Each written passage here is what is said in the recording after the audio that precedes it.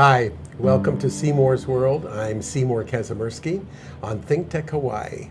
We are here to open minds and facilitate conversations. I have to tell you something about last week's show, which I think was a little bit controversial because our topic was do one thing at a time. I had a lot of emails and a lot of texts and a lot of phone calls from people saying, "What are you talking about? We multitask, and I'm old school." Well, I have to say I don't apologize whatsoever because I still believe that doing one thing at a time and doing it right is a lot better than trying to do a lot of things at the same time and maybe not doing them so right. So I hope you accept my apologies. If you don't accept them, just don't write me back. Anyway, we're here today and we have some wonderful, wonderful guests, old friends who are working with me on our Make 'em Smile program. And please let me introduce them to you. We have Curtis and Annie here. They're a husband and wife team who believe music and the empowerment of youth through the arts are the core reasons they get out of bed every day. Entrepreneurs, performers, music instructors, and mentors. They own and operate the Curtis Kamiya Music, a private music instruction and coaching studio in the Kaka'ako neighborhood in downtown Honolulu. During the day, their studio provides private music instructions, recording and studio engineering services, and launching this year a suite of online music-enhanced programs geared towards assisting struggling parents and teenagers to find a pathway to communicate, connect, and enrich their financial structure. I am so happy that you guys are here. Thanks for having Thank us. you so much for coming. It's a treat. Every time you come to the hospital and play at Make 'em Smile, my heart goes out. And you probably ask yourself, how come Seymour only stays for 20 minutes or half an hour? I've never asked myself I'm assuming that. you're busy. Yeah, you're busy. There's more to it than that. Yeah. It's because you touch the hearts of the parents and the kids to such a point that I start to tear up and I start to feel emotion and I cry. And I don't want them to see that because they have enough of that in their lives. So for me, it's important to make it a joyful experience. And what you're doing to open up your hearts to them and to give them that wonderful feeling, a few minutes, because that's all we have with each patient, obviously, but a few minutes of forgetting why they're in the hospital. And I applaud you for that. And we're going to talk about some of the other work that you do. So let's introduce you a little bit to the audience. Okay. You first, Annie. So I'm Annie Kamiya, I'm Curtis Kamiya. Hello. and we've been married for about 10 years, been together for about 20 years. We met in college, and we had very different lives before the lives we have now, being full-time musicians. But we've been lucky enough for the past 5 years to do music, 4 or 5 years, but do music and teaching and mentorship full-time. Full time. Yeah. Making music for a living. Yes. But you're from Hawaii originally. You're not. I am not. I'm from Oregon originally. From Oregon. Yeah. And you went to school in a crazy school because I saw it on your bio. Puget Sound, what was it? University of Puget University of Sound. Puget Sound. It's in Tacoma, Washington. And it's a real school. It's a real school. In It fact, doesn't sound like that. It's called UPS. yeah, It's called yeah. People always think it's like the shipping company. Yes, I Yeah. know. But it's about, if you've ever been to Tacoma, Washington, it's about half an hour south of Seattle. A smallish place. We were both theater majors, actually, at the time. Yeah. And then you came back to Hawaii, and did you get into theater, or did you want to go right into music?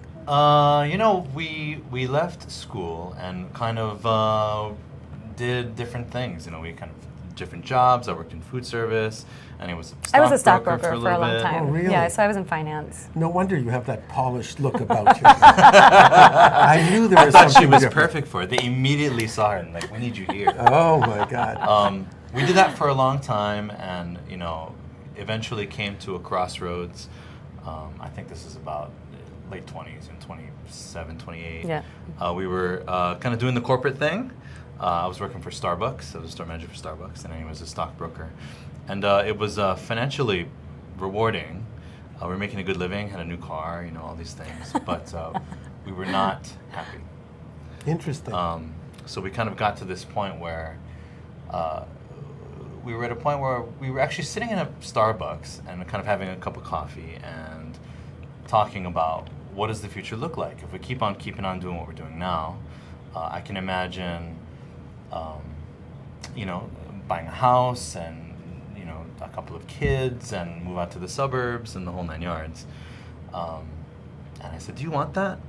And she said, no, I don't think I want that now, right now. And I said, I don't think I want that either. And I'm not happy with what we're doing. So we actually made a very huge, radical shift in our life and decided to make other things a focus, helping people.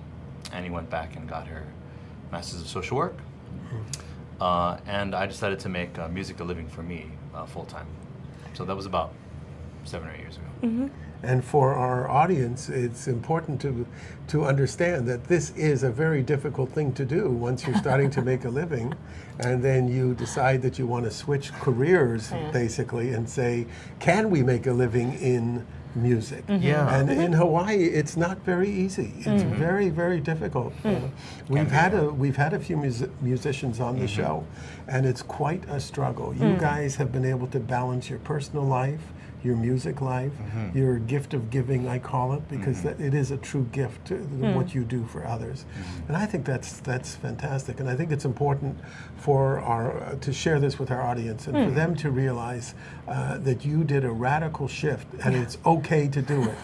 It's okay, because if it doesn't work, there's always something else around the corner. Right. Yeah. I think that what was initially pretty challenging is that, you know, I knew music, and I knew that I could do it. I knew that I had skills. We knew that we had skills. But the skill of running a business that sells music is distinct from the actual playing of the music, if you know what I mean. And so for 2 or 3 years, maybe longer than that, we had to learn how to run a business selling music. I felt like we had the music, playing of the music part down. But what took us a while is kind of getting the entrepreneurship part of it, which has been very rewarding. I'm happy that we did it, but it took a little while to kind of get it. Am I wrong to assume that Annie, you take care of the business side, and Curtis, you take care of the music side? Is it that obvious? It wasn't always that way, because for a while when I first moved here, I wasn't yet sold that I was going to do music full time. I was still convinced that would be Curtis' dream, and I would do music on the side, but I would work in social services with my social work degree. So I worked for a startup education company, and then when that startup folded and I needed to make a decision, so he had been doing operations and managing everything, and he was doing a really great job, but he essentially invited me in and said, would you run the business? But you were singing already. I was at night, and it's like, thank you.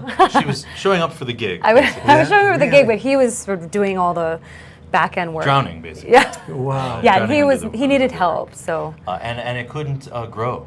It couldn't grow without someone else's passion and skills, and I kind of had pushed it as far as I could. Wow. And as it turns out, I knew this was the case. As it turned out, Annie was way better at the business side of it than I was. Yeah. Well, that's another lesson we teach, by the way. We teach everybody that you rise to your level of competence, not to your level of incompetence. So you stay. No, I teach that, and that's part of what I want people to realize. That when you do a good job at something, stay with it. Don't try to do something that may be too difficult for you to do, no matter what it may be. That's right, So and I think our personalities are kind of natural tendencies in our personality suits one or the other.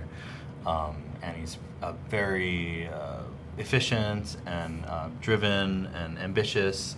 I love that about her, and it just kind of suits the business side really well. She's a natural networker. This is turning into things I love about Annie. That's great. Keep it coming. What else do you like about me? As you know, she's socially really outgoing and meets people and makes a really great impression on people. I, on the other hand, am pretty shy. Yeah. Interesting for a performer, but I don't know, I'm pretty shy. I think that's true about a lot in of a large performers. group of people, I'm like, don't look at me. I'm on TV, crazy.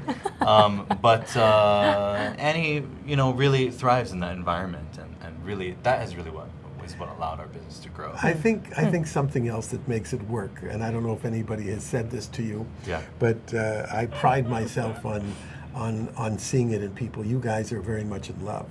Yeah. And that is absolutely a requirement for two people to work together and to Yes. sleep together Yeah, and to yeah, be yeah. together.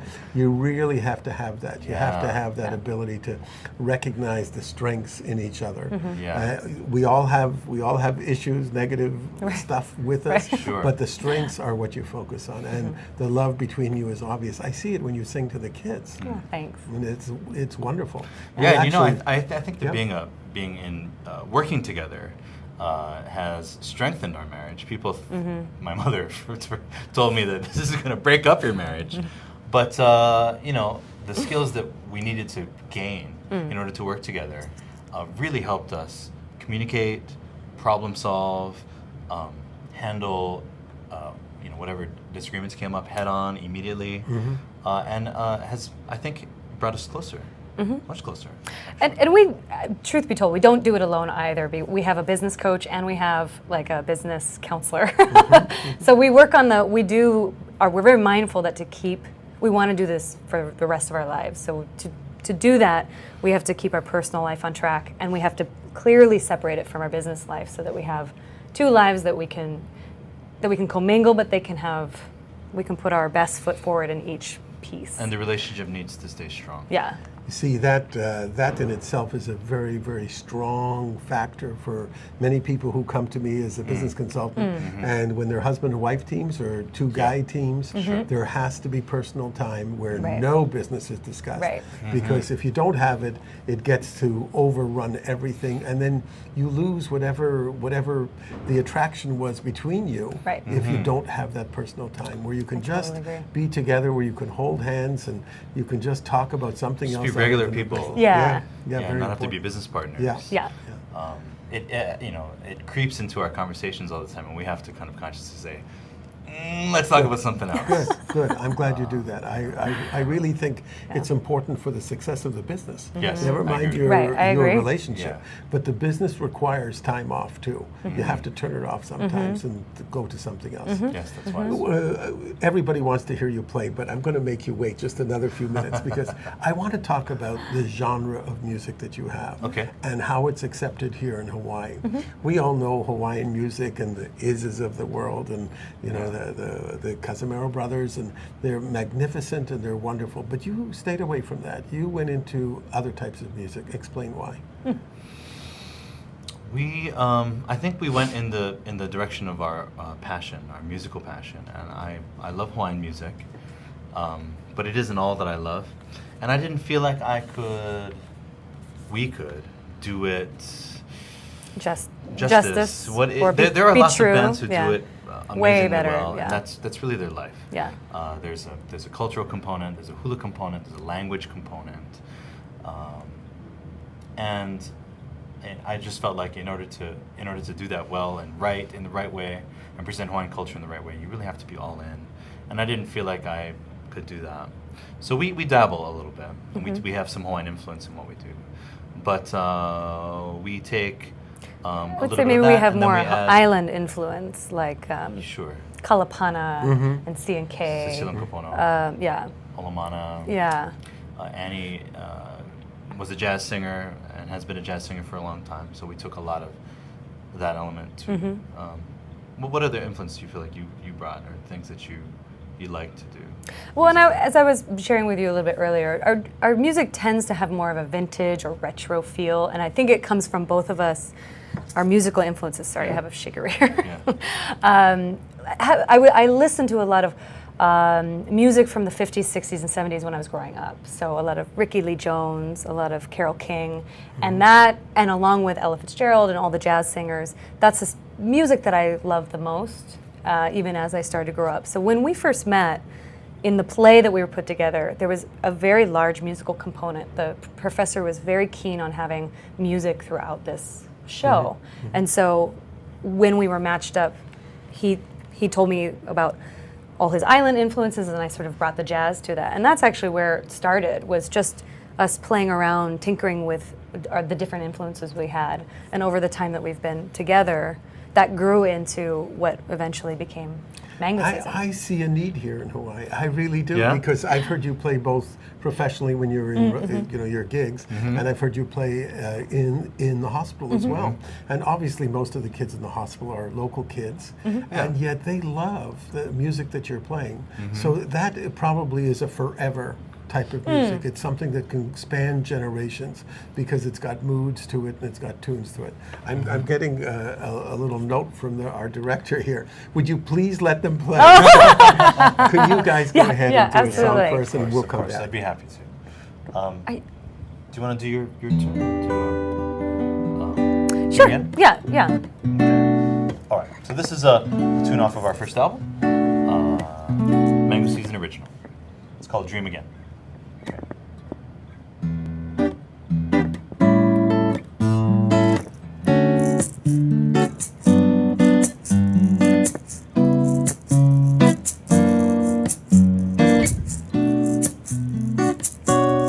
I'm having that dream again, where the shore stretches me, and iridescent fingers curve into the sea,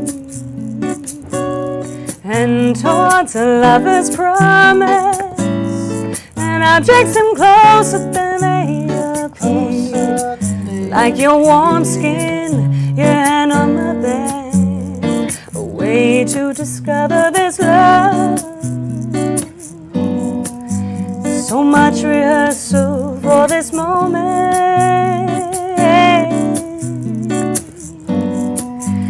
Saying sorry was never your strong suit.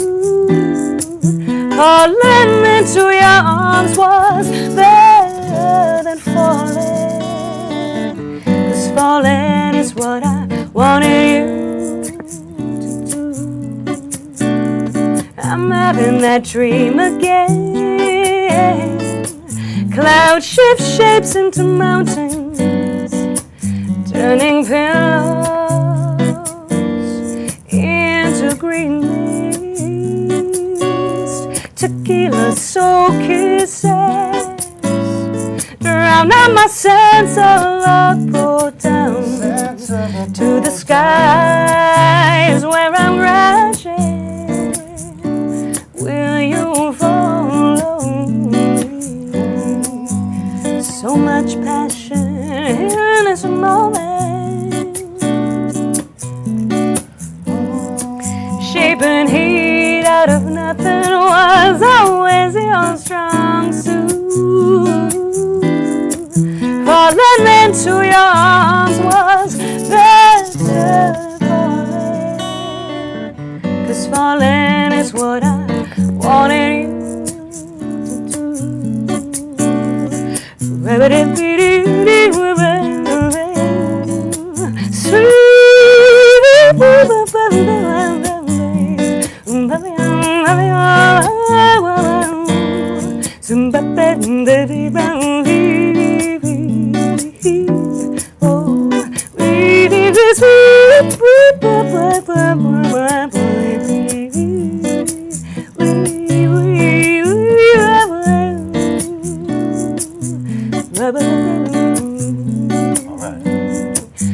So much passion in this moment, shaping heat out of nothing was always your strong suit. Falling into your arms was better falling. 'Cause falling is what I wanted you to do. 'Cause falling is what I wanted you to do. Yeah, 'cause falling is what I wanted you to do.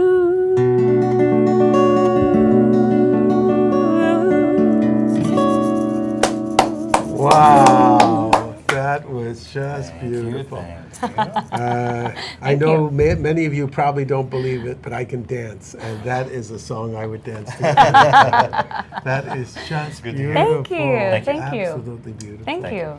What a way to end our first segment, because I'm just choked up. That was so great. Thank you. We're going to come back after a minute, and we're Okay. going to talk about the Make 'em Smile program and your powwow program and some of the other things that you guys do. Awesome. Definitely. Thank you, Seymour. This is Seymour. This is Seymour's World, and I'm Seymour Kazimirski on Think Tech Hawaii. We'll be back in a minute. Aloha, my name is Willow Chang Alion, and I host a show called The Art of Life. We air live every Friday from 2 to 3 p.m. And what we do is basically we focus on individuals who create a unique sense of place for Hawaii. These are movers and shakers, artists, innovators. They are also traditionalists. They're all involved in the archival process, and they make this place a unique place, one that makes Hawaii a richer place to be. I hope you do join us, and certainly tell your friends about the show, whether they live here or they live abroad. It's a way to give back to our community. We're keeping it Pono. I'm Hong Jiang, host for Asia in Review on Tuesdays. And I'm David Day, host for Asian Review on Thursdays. Both of us broadcast our respective shows at 4 p.m. And my topics tend to deal with questions related to environment, culture, history, and sometimes human rights. And my shows tend to be on international business, foreign policy, geopolitics, and national security. And you can watch our shows live on the ThinkTech website at thinktechhawaii.com. And you can also watch us on YouTube or Olalo. So come join us on Thursdays at 4 p.m. I'm David Day. And on Tuesdays at 4 p.m., I'm Hong Jiang. Aloha. Aloha. Welcome back to Seymour's World. I'm Seymour Kazimirski. We just finished hearing a beautiful, beautiful song from Curtis and Annie. The name of the group is called Mango Season. And could you guys tell everybody, wait, get your pens, get your pencils, your iPads, whatever you're going to write on. We're going to tell you where you can hear them play. Yes, absolutely. So on Wednesdays, we play in Waikiki at Lulu's, which is above the Starbucks there, and that's 6 to 9. And then on first and third Fridays, we play at Nico's on the pier, and that's from 6 to 8. And then on the second and fourth Fridays, we play at 53 by the Sea, which is out on Kaka'auka Park. That's a late gig, which goes from 9 to 11:30. And can they find that information on your website Yes, so yeah. they can see it? Absolutely, Because yeah. I It's know right so there on many the of them- front. So don't ask me. Just go Don't text him. Don't bother him. Go to the Mango Season website. That's Mango, M-A-N-G-O, Season, S-E-A-S-O-N. And you Music. can- Music.com, Mango yeah. Season Music. And you'll be able to find where they're playing, and you can go and listen to them. We heard you guys at a restaurant one night, and Sue and I said, do you remember that Yeah, time? yeah, I do. That was the first time we met, Yeah, yeah. actually. Because you had come was to talk to Cha-Cha-Cha, I our think. powwow. Yeah. Right. You had come to powwow to talk to some of the kids there. Oh, right. And we're going to talk about that program in Yeah. a minute. And then we asked you, where do you play? And Sue and I wanted to hear you play, so we went down there. It was just fantastic. Oh, Your music is good. just so melodic, and it just makes you feel good. You know, it's really wonderful. We're talking about the Make 'em Smile program, and we're trying to understand why we all love it so much. All three of us and every musician we have, and the comments from the parents and the kids are all wonderful. It just seems that we are doing something, and you as a social worker maybe can explain it professionally, but it does something for them that they're just not. They're not used to having it, you know, in the hospital. I mean, they can have presents and flowers, but when somebody comes in with music, you touch their souls. It's Yeah. really true. I think, sorry. Go ahead. I think I was going to riff off what you were saying earlier, which is I think sometimes we take for granted how music comes easy to us also. And so I think when you provide it to people who are really in need of some joy, it becomes so clear how special it is to share something like that with another person who really is in need of it. And I think the kids, they spend most of their days, and I think the parents probably do this as well, you know, they become a case that they're getting medicine and they're getting counseling, and they become something that needs a lot of things, and I don't think they, even with the presents and the flowers, the music maybe is a human moment.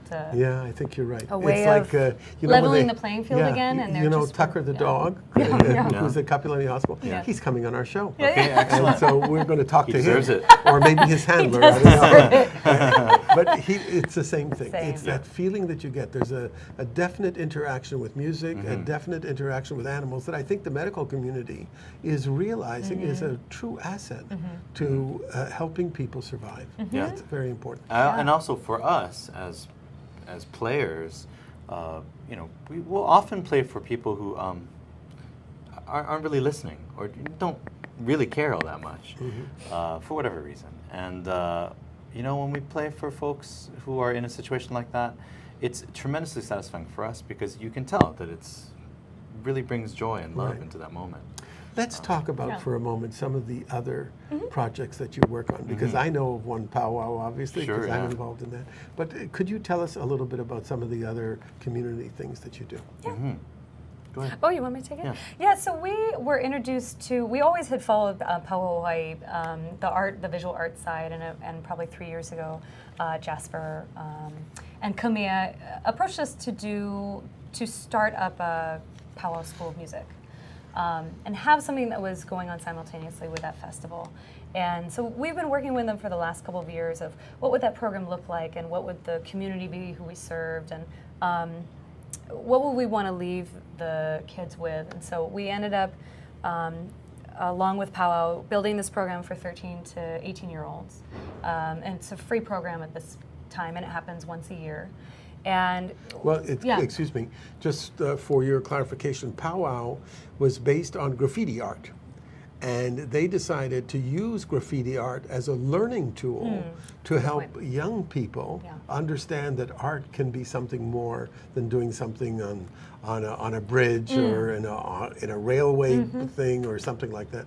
And this powwow group, Kamiya and Jasper, are going to be on our show as well. Oh, awesome. And Great. I think it's important that we realize that you guys were instrumental in bringing music to powwow, not just the visual arts program, but music. And So, I love just what for you said there clarification, about it being a learning piece. That was really, it was the opportunity not just to get young people together to play music, but we were talking about it yesterday, and it was really an opportunity to teach technical skills, but also bring like-minded kids together who are maybe for the first time sort of meeting their people who understand them, learn how to work on music together, and then learn about the aspect of putting music on for other people.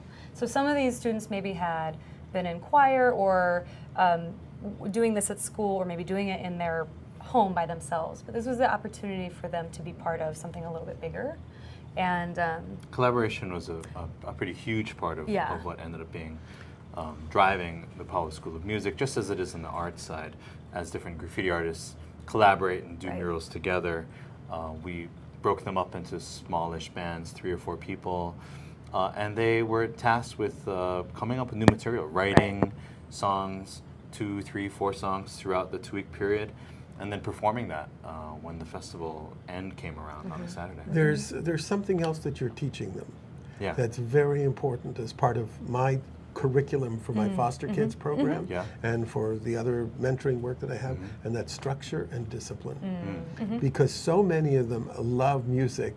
A, they don't know what to do with it. B, they don't know how to go about it. So what you're able to do is you're giving them basic lessons in life.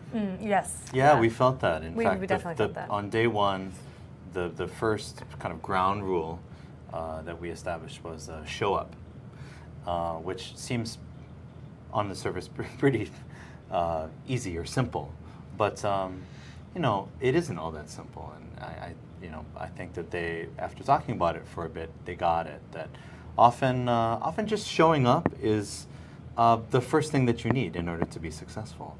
And a lot of times you don't show up. Either you don't actually physically be there, or you're not mentally there, or you're just not even in the game. Do you know what I mean? Of course. I saw something in what you did in powwow when I went to the concert. Yeah. Sue and I watched these kids who obviously had minimal musical talent at the beginning, and they weren't afraid of getting on stage and actually performing in front of a live crowd, knowing that this is nervous time, etc. So now you've given them structure. Now you've given them discipline because they needed discipline to get to the point where they are, and all of a sudden they have support. Right. And that support from you and from the people listening to them will give them a much, much better life because they realize that they can do something that they never thought they could do before. So that support that you gave them is part of my 4 cornerstones that I use. Really? And support, discipline, passion is the last one, and obviously we all know about that. But support, discipline, structure, and passion. Yeah, and in Those fact, are it. with many of the people that in our community, musical community, I can encounter people all the time who have lots of natural talent, but have no discipline. Correct. And if you can't follow through, be a person of your word, keep appointments, simple things like that, you end up not being successful. And talent isn't enough. It's not enough to be tremendously talented. There are lots of people who are tremendously talented. So believe it or not, you guys are accomplishing something that very few people can do. You're a life coach. You're not just a musical coach, you're a life coach to them. And anybody who does the work that you do, that we do, it's very, very important to that individual because you won't be able to be successful with all of them. It may take them a few tries to do it. Just like addiction, people take a lot of time to be able to get cured or to be able to handle it. What you guys are doing is giving them the basics of being able to move forward with their life. So you should be very, very proud of it. Yeah. Besides, I'm sorry. Go ahead. One of our real educational missions for us is to work with adolescents, 13 to 18-year-old students, and to offer them exactly what you're talking about: access to self-expression, access to communication skill, access to strength and power, and to get them to get a life that they love. That's something that, as we've written in our bio, something that's very, very important to us. So that was a deliberate integration into the Powell School. Now you also teach, Curtis. Yeah, I teach private guitar, ukulele, and voice lessons. Wow. I have a studio in Kaka'ako, and so that's what I do during the day. Maybe 20 to 30 hours a week, and then we perform the rest of the time. And in what I do, just as we were talking about a second ago, half of it is music, learning how to sing, learning how to play a chord, and these kinds of things. But I really do feel like maybe even the more important part is learning the stuff that we were just talking about: discipline, getting the ability to communicate your thoughts and your emotions and kind of what's on your mind, to find your voice, to say that I'm important and what I have to say is important and people are willing to listen and I should express those ideas. That's a really big part of what I do. And so in the near future, we're going to be moving into teaching that more explicitly. Yeah. Good. Excellent. Excellent. Yeah. I'm getting calls that they want more music. Time for more music. Well, if you don't mind. Because No. well, it was obviously you affected our audience because we're getting calls for more. Okay. So please go ahead. Okay. Could you do Lani Kaimu? Yeah? Is that okay that it's another slow song? Yeah, I think so. Okay, so we're going to play a tune here that, so I grew up in Hawaii, and I moved away at 18, and it was a very traumatic, I don't know, if you grew up in Hawaii and you move away and you move into the mainland, it's a bit of a culture shock, you're not used to the way people are, and I was really missing home, and so this was a song that came out was my kind of love song to Hawaii. This is called Lani Kaimu.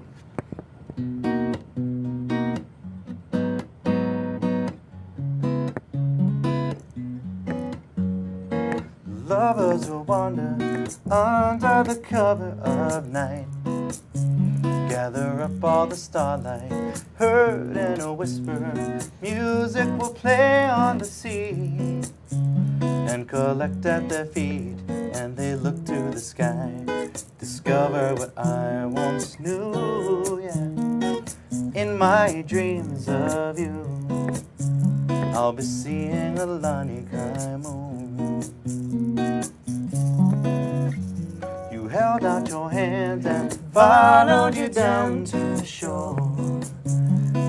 never been there before. A luminous light has set all the mountains aglow, and I just didn't know the beauty I would long to come back to. In my dreams of you, I'll be seeing a Lani Kai Moon, yeah. I close my eyes and steal another moment from memory, and all I see is a vision there of you. Vision there of you. Take me where the night bird flies and tell her that I'll be home. I'm coming soon. And I'm coming. Seeing a Lani Kai Moon, yeah. You send me a letter, fill it with moments of home. All the love that we'd known. You draw me a picture, moonlight that falls from the sky. And I promise to try to let my love reach over the ocean blue, yeah. In my dreams of you, I'll be seeing a Lani Kai Moon. In my dreams of you, I'll be seeing a Lani Kai Moon, yeah. Lani Kai Moon. Oh. Yeah, yeah, yeah, yeah. Oh. Just beautiful. Thank you. Well, I don't need to take my blood pressure medicine. You guys have made smell it me up. feel so good. That was absolutely wonderful. Really, really loved it. Now, let's talk a little bit. We have just a few more minutes, Okay. and you are going to take us out, I hope. Yeah, Okay, yeah, yeah. I'd All be right. happy to. With one more song? Yeah, yeah, Because those are the requests we're getting. Okay, But got it. I do want to ask you about your teaching and your music. How do you balance the two? Mm-hmm. How do you say, I want to do so much when I mean, you're playing gigs at night, right? Yeah. And then you have to teach during the day. How do you True. balance all that? It's got to be extremely difficult. How do we balance? Well, we definitely, part of what we're attempting to do this year is change our business model a little bit so that we are actually focusing a bit more on this life coaching piece that you're talking about, and focusing more on what we feel is our niche group of people that we serve, which is 13 to 18-year-olds, young adults. And Mango Season, we may not perform out as much while we're sort of bringing that back down and really focusing on crafting a new album and maybe hibernating a little bit to do the craft there, but really working on the... so that's part of our, sorry, it's kind of No, you new, got and it. we're thinking of But- ways in but- which we can balance, and We that's want part to, of it. this is a tough question to answer. Yeah, it because is sort of tough. For us, We're in the... and I hope this answers your question in a roundabout way. The music, the playing of the music makes the majority of our income at this point. And we want to, in some way, free the creativity from that burden, if you know what I mean. Yes, absolutely. I understand that everyone has to make a living, and we're entrepreneurs. And so, we're really well aware of that. But if we make the music making, if we burden it with making all of our money, it sometimes adversely affects the creativity.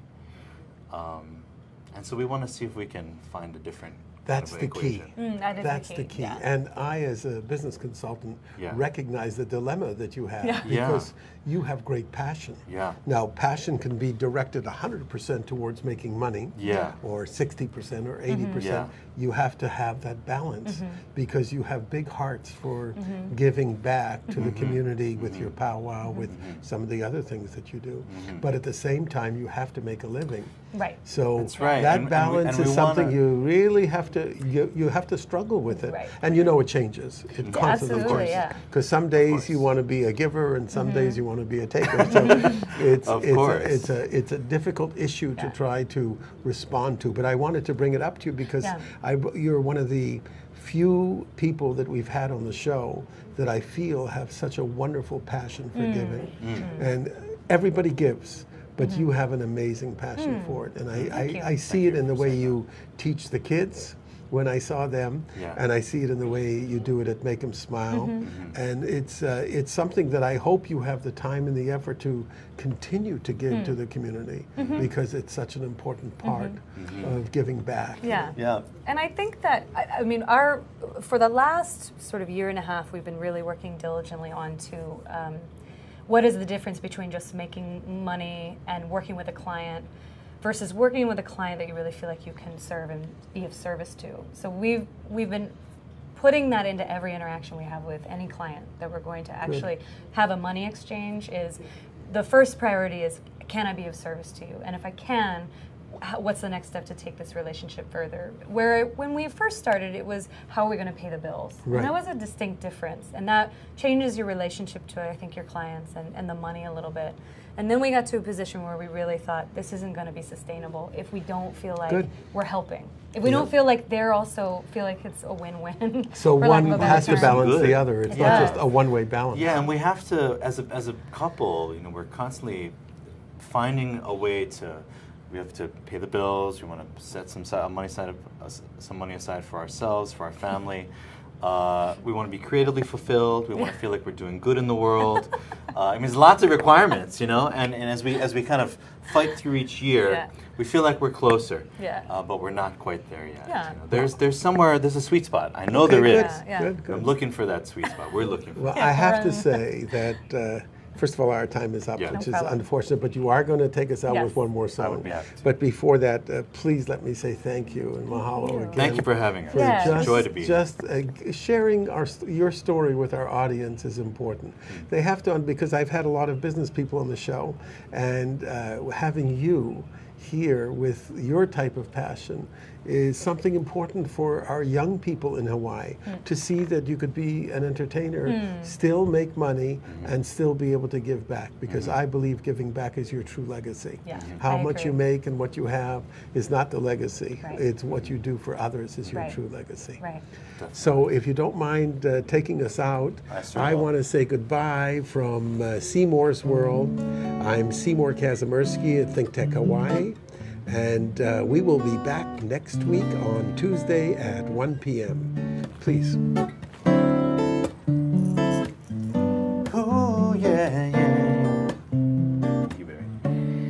Where is the love? Where is the love? Where is the love? Where is the love? Yeah. Where is the love? Where is the love? Where is the love? Where is the love You said you give to me. Soon as you were free, will it ever be? Where is the love?